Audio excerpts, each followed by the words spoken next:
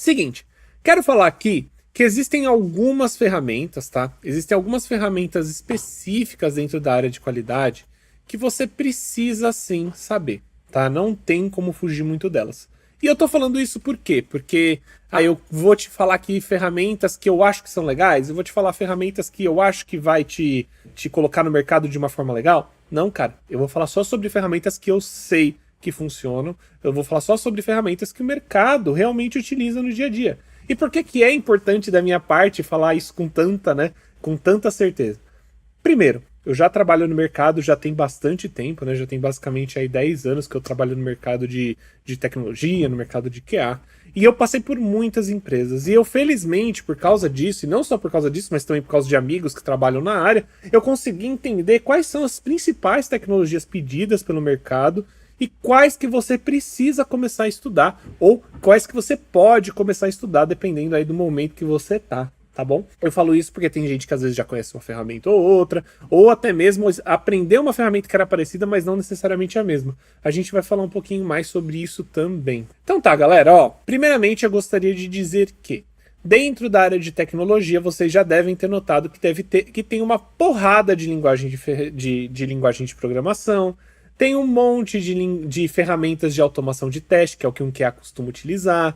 Tem um monte de ferramentas que vão fazer testes de API, testes de back-end. Tem um monte de ferramenta que vai servir para gerenciamento de testes, gerenciamento de tarefas. E aí você olha para essa imensidão de coisa, né? Inclusive, às vezes, né, os requisitos, eles colocam um monte de ferramenta e você fica assim, tá, e agora? Porque, pô, eu vou ter que aprender 100 ferramentas, eu tenho que aprender 3, 4 linguagens de programação diferentes.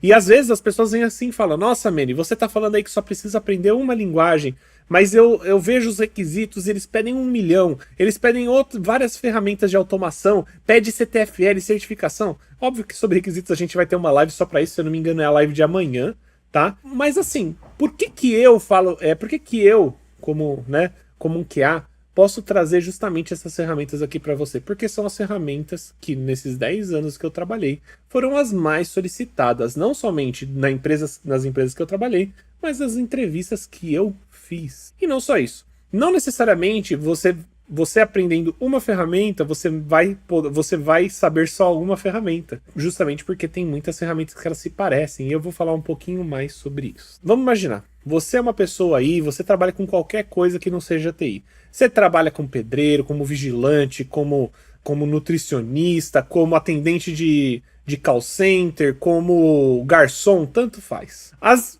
ferramentas que você vai ter que aprender são as mesmas que qualquer pessoa que quer entrar no mercado vão precisar aprender. Olha que legal, né? É muito bom saber disso justamente porque é nivelado, tá? Manny, mas aonde tem isso daí escrito? Onde que as pessoas falam que você precisa aprender ferramenta XYZ? Da onde você está tirando isso? Eu estou tirando isso, de novo, das minhas experiências, tá, galera? Primeira coisa, pessoal, você como QA, como eu sempre falo, você é uma pessoa que vai trabalhar não necessariamente com algo extremamente técnico. Por quê? Quem trabalha com coisas extremamente técnicas vão ser, por exemplo, os desenvolvedores, os DevOps. Significa que você não vai trabalhar com nada técnico?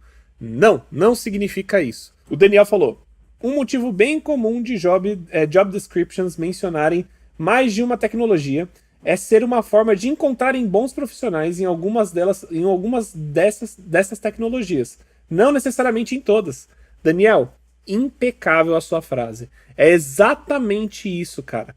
Quando você tá ali vendo os requisitos da vaga e você fala assim, pô, mas Manny, você tá falando de Gira? Eles estão pedindo a Gira, Azure DevOps, tá pedindo a Asana. Pô, como que eu vou saber os 3? Não, você não precisa saber os 3. O que eles estão querendo dizer ali é que qualquer uma dessas 3 seria o suficiente para você considerar esse requisito como válido. Pois é, galera. Não é tão difícil assim. As pessoas, elas olham os requisitos, elas ficam morrendo de medo, falando, meu Deus, eu não tenho todas essas ferramentas. Mas, pois é, você nem precisa ter. Nunca foi a intenção da empresa falar que você precisava ter. Ela só fala que você precisa ter algo que uma dessas ferramentas ou alguma ferramenta que seja muito parecido com elas. Então vamos imaginar que você aí, por algum motivo, você caiu numa empresa X e nessa empresa X vocês usam ClickUp. Tá? ClickUp também é um Gira-like, né? Muito parecido com Gira. E aí você fala assim, pô, eu não tenho Gira, mas eu tenho ClickUp, eu sei ClickUp, eu sei como funciona o ClickUp. Provavelmente, o cara, e você explicar como o ClickUp funciona, se você tiver numa entrevista, provavelmente o recrutador e até mesmo o entrevistador vai falar assim, ah não, beleza, então tá ótimo. Por quê, galera? Sinceramente, o Gira, apesar de ser uma ferramenta muito legal de você aprender de início, você não precisa necessariamente aprender de início ela. Tá? Por quê? Porque mesmo que você entre na empresa para aprender ela, você vai conseguir. Só que a graça é, se você já tiver aprendido ela, você se destaca na entrevista. Então é por isso que é tão importante. Além de tirar essa ansiedade de chegar na entrevista e às vezes falar que você não sabe uma coisa. Então eu gosto de apresentar para vocês verem como essa ferramenta, você não precisa ter medo, tá bom?